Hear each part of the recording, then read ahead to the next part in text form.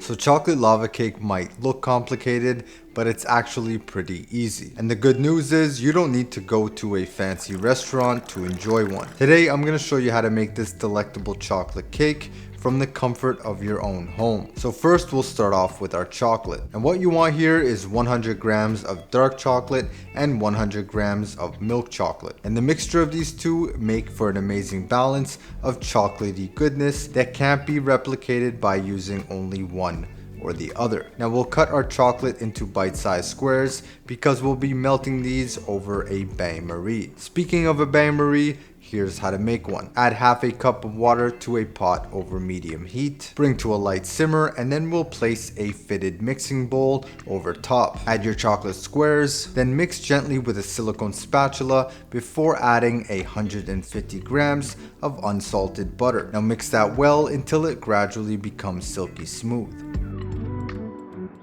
Next, in a separate mixing bowl, add 2 whole eggs, 2 egg yolks, a quarter cup of sugar, and 1 teaspoon of vanilla. Whisk vigorously until well combined. Then you're gonna add roughly 1/4 of your warm melted chocolate to the bowl and whisk further to incorporate. Add the rest of your chocolate and whisk once again.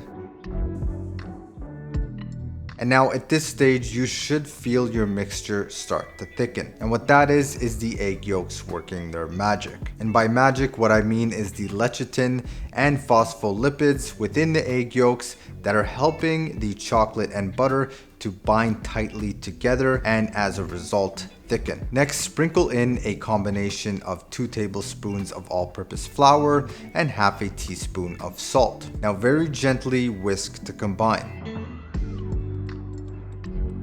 Now that our batter is done, we'll move on to prepping our ramekins. Using a cube of butter, simply rub the interior of the ramekin. Next, add a small amount of flour, then shake and rotate until the flour has stuck to the sides and bottom of your ramekin.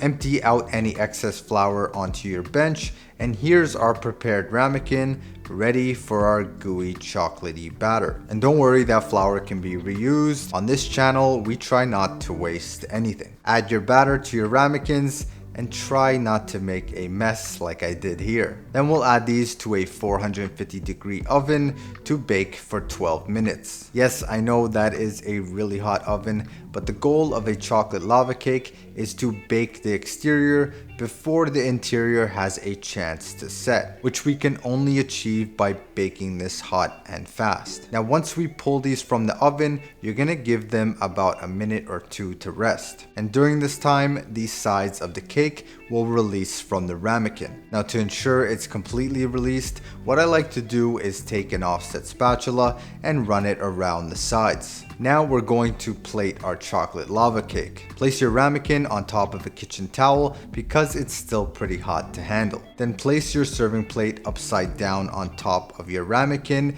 and revert back onto the plate. Now here is our cake.